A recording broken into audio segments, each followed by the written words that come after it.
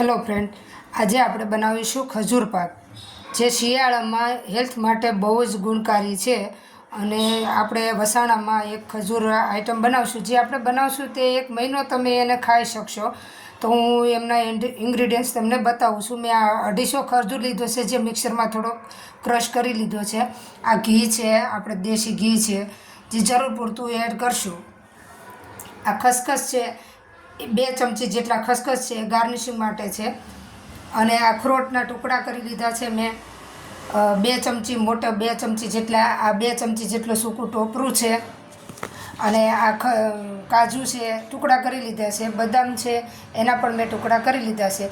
તો ફ્રેન્ડ્સ, હવે આપણે આ નોનસ્ટિક પેન લીધું છે મેં. અને આપણે હવે પહેલાં ટોપરું શેકી લઈશું.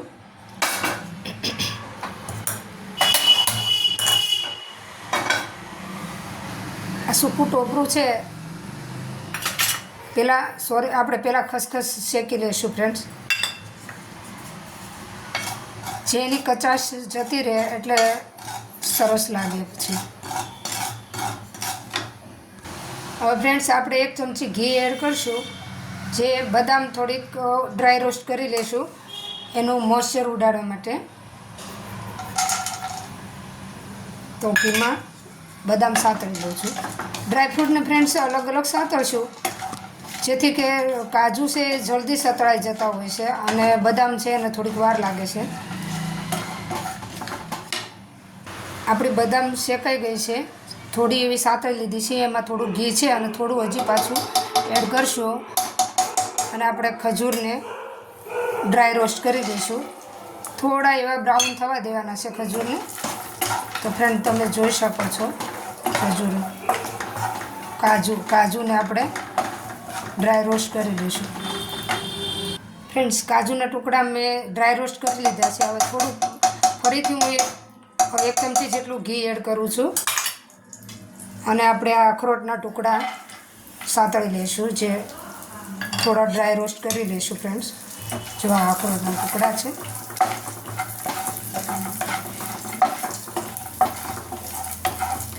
એકદમ સ્લો ફ્લેમ રાખવાની છે ફ્રેન્ડ્સ.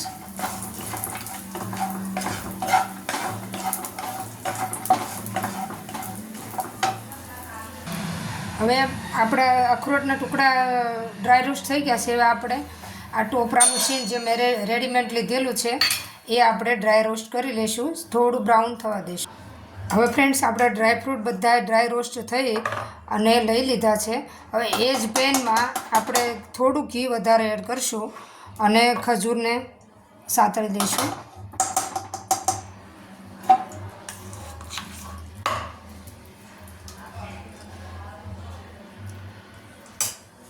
તો હવે આપણે આ મિક્સરમાં ક્રશ કરેલો ખજૂર એડ કરશું.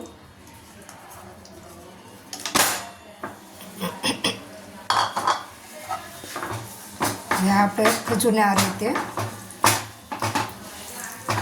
મિક્સ કરતા રહીશું, હલાવતા રહીશું, એટલે એનો સરસ એવો માવો બની જશે ફ્રેન્ડ્સ. આમાં નથી ખાંડની જરૂર પડતી કે નથી ગોળની જરૂર પડતી, પણ તોય પણ બહુ સરસ એવો ખજૂર પાક આપણો બનીને તૈયાર થશે.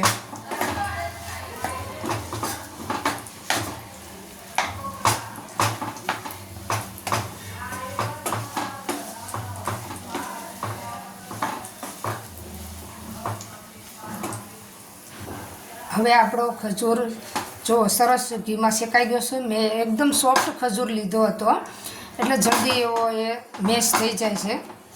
જો આપણો માવો સરસ થઈ ગયો છે ઘીમાં સતળાઈને. હવે એમાં આપણે ડ્રાયફ્રૂટ એડ કરીશું. આ છે કાજુ, આ બદામ, આ અખરોટ અને આ સૂકું ટોપરું જે આપણે શેકી લીધું હતું. હવે આપણે બધું જ મિક્સ કરી લેશું ફ્રેન્ડ્સ.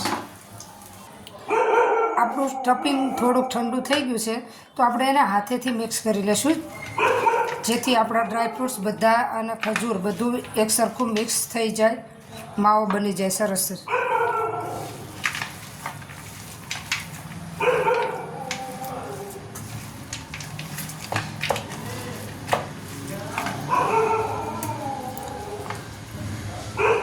આપણો ખજૂર પાકનો રોલ બની અને સરસ તૈયાર થઈ ગયો છે, જે આપણે એની ઉપર હવે ખસખસથી ગાર્નિશિંગ કરશું. અને આ એક મેં બટર પેપર તૈયાર કરી લીધું છે, જે આપણે ફ્રીજમાં મૂકી દઈશું પછી.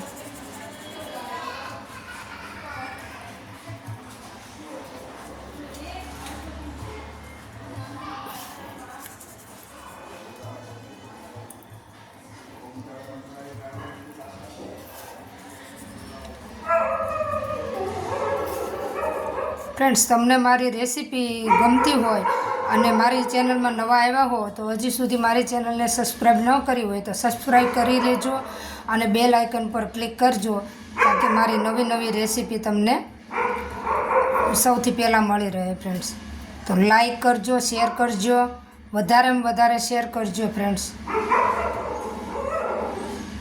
આપણે હવે એને બટર પેપરમાં રોલ કરી લઈશું. બટર પેપરમાં આ રીતે રોલ સેટ કરી લઈશું અને પછી ફ્રીજમાં આપણે 30 મિનિટ જેવો રહેવા દઈશું. પછી એના પીસીસ કરશું. આપણો ખજૂર પાકનો રોલ સેટ થઈ ગયો છે. ફ્રેન્ડ્સ, હવે આપણે એના પીસીસ કરી દઈશું. તમે જોઈ શકો છો, સરસ એવો રોલ આપણો તૈયાર થઈ ગયો છે.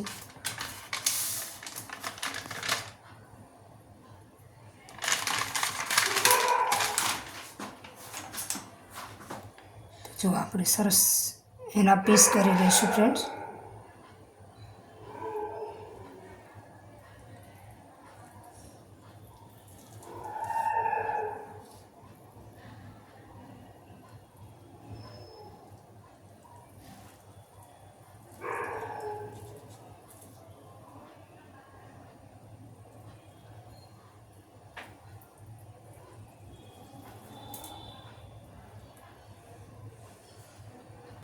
આપણે બધા આખા રોલના આપણે પીસ કરી લીધા છે. આપણે એક ડીશમાં સર્વ કરીશું. ફ્રેન્ડ્સ, જો મોટા મોટા ટુકડા કાજુ બદામના રાખ્યા છે, તે પણ બહુ સરસ એવા દેખાય છે.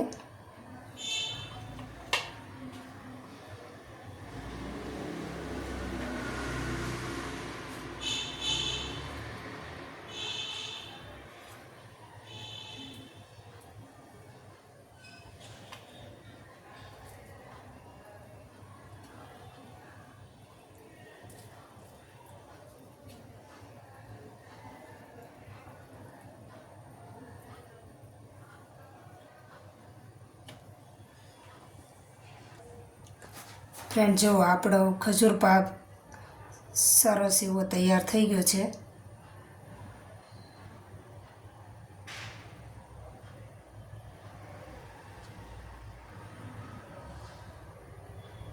ચાલો હવે આપણે બીજી રેસીપી મળશું.